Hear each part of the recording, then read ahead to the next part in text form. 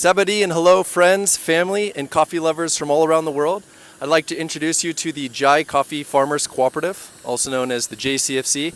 I am standing here in Puoi Village in Pak Song District on the Bulavan Plateau here in Laos. And right over there, there's about 50 families doing hand selection on coffee that's headed to the US in a couple weeks. But what I wanted to actually do is give you guys a little tour of the warehouse, the operation, and introduce you to this community, which is unique and beautiful in so many different ways. First and foremost, this community is made up of 298 families from 3 ethnic groups who all speak different languages, have different cultures and customs, but together they represent Lao specialty coffee. And it's some of the finest coffee, certainly in Asia, but also on the planet. And I'm going to talk you guys through what goes into our specialty prep, and also what goes into this coffee being some of the most fairly traded and transparent coffee on the planet. So Tang's over here doing a little bit of parchment. Parchment goes in the funnel, comes out. Beautiful green beans. What's really cool about this new little holer that we got is it's a micro holer which can process nanolots. Nanolots allow for us to have complete traceability down to the family level. I'll speak a little bit about that in a second. Now, what we got going on here is once the coffee goes through the peeler, it comes over to the screen sizer. I'm going to jump up here real quick. Coffee's going in, funnels through, comes out on the other side. And what this machine does is it separates coffees into the different sizes. Uh-oh, a little spill happening here.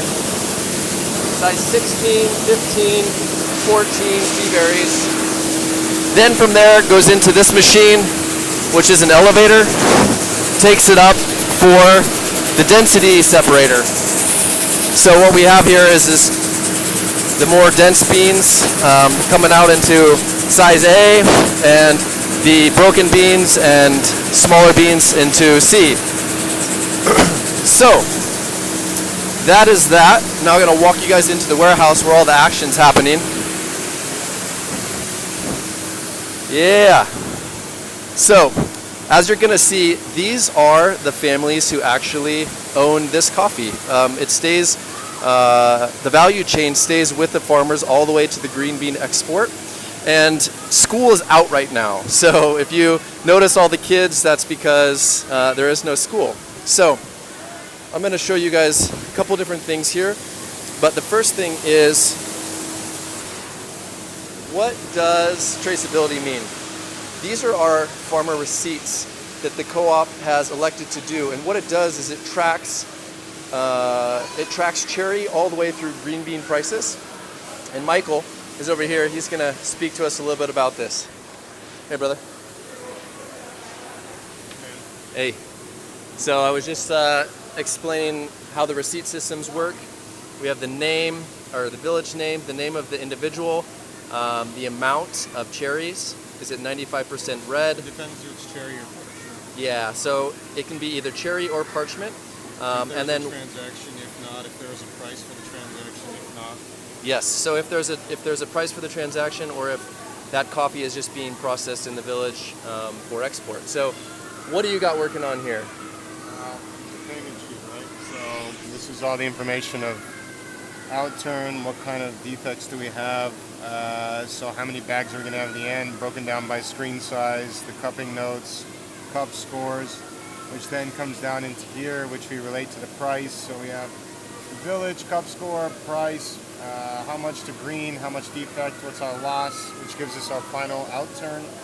And you bring that over here, which is another sheet which breaks down all the money. So of course you have village, how many kilos they brought in with or without the bagging that we use, what's the actual price break back down into parchment, which is usually what they've given us, which then breaks down into all that, and then we break it down into each village by how many kilos each person actually provided, what's the percentage of the total lot that came in, Of course, some are their own individual lots. So like some will have, for instance, Pudong Ting or Non Sampang 1, Non Sampang 2, but it breaks down by the farmer how much they put in, what's the percentage, what's the price they get.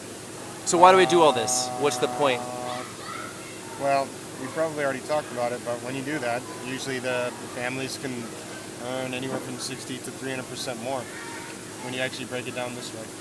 So it doesn't get middlemen anywhere along the ways. It's completely transparent from start to finish. They get paid in green, not cherry. All right. So what we have going on here is each of the individual villages are here doing the hand selection on the coffee that they picked earlier in the season. And as you can see,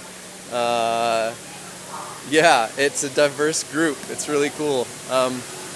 This warehouse that we're standing in, this was actually built 4 years ago when I first arrived here in Laos. And one of the cool things that we got this year is a couple pieces of equipment that are really important. We got moisture meters in all 10 villages. Well, we actually have farmers in 22 villages, but we have 10 moisture meters that they share for managing parchment.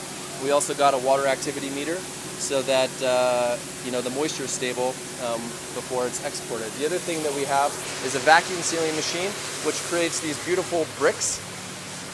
These are 25 kilo boxes, and so this is what actually shows up to the roaster instead of jute bags. So that's really what we got going on here, and just working amongst this community over the last 4 years has been an incredible journey, but it really it's the first time that this community has come together truly to work for themselves from cherry all the way through green bean, and where that transaction actually empowers these communities in a way that's traceable and transparent. So the way in which we do that, I did forget to mention, is that we track everything at a bag level as well.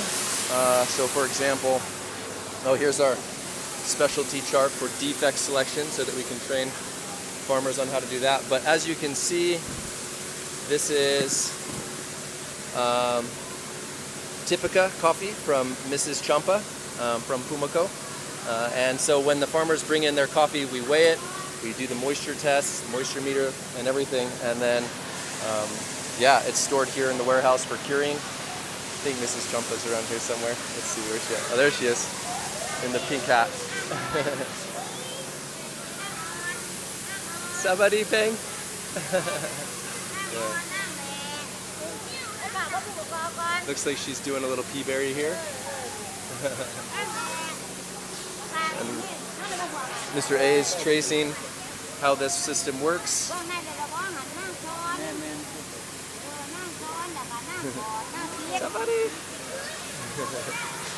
All right, so that is it.